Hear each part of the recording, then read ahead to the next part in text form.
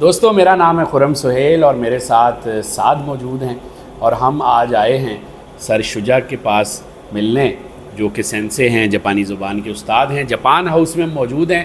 سر کئی زبانوں کے معلم ہیں، مگر ایک خاص بات جو اکثر بات سر جس پر ہوتی نہیں، آج ہم نے کہا وہ بات کی جائے جس کا سارے فسانے میں ذکر نہ تھا۔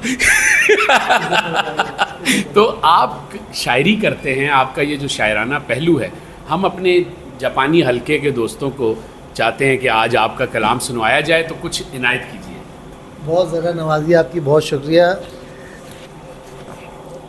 چلیے، تو عرض کیا ہے جناب کہ یہ ضروری تو نہیں ہے وہی آئندہ ہو، یہ ضروری تو نہیں ہے وہی آئندہ ہو، جگا کے دیکھ تو شاید ضمیر زندہ ہو، اور جس کے رخ پھیرنے کو تم غرور سمجھے ہو، جس کے رخ پھیرنے کو تم غرور سمجھے ہو، کہیں ایسا تو نہیں ہے کہ وہ شرمندہ ہو۔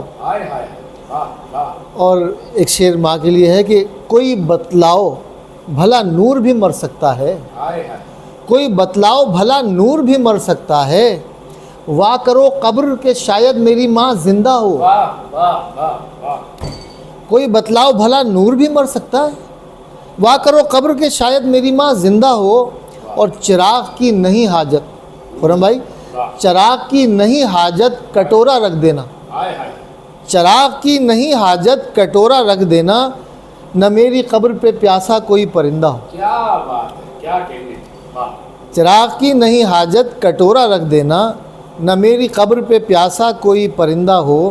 اور مقطع عرض ہے کہ بہت سنبھل کے گزر دشت ابن آدم سے، بہت سنبھل کے گزر دشت ابن آدم سے، کہاں پہ گھات میں جانے کوئی درندہ ہو۔ واہ واہ واہ واہ واہ، کیا کہنے سر۔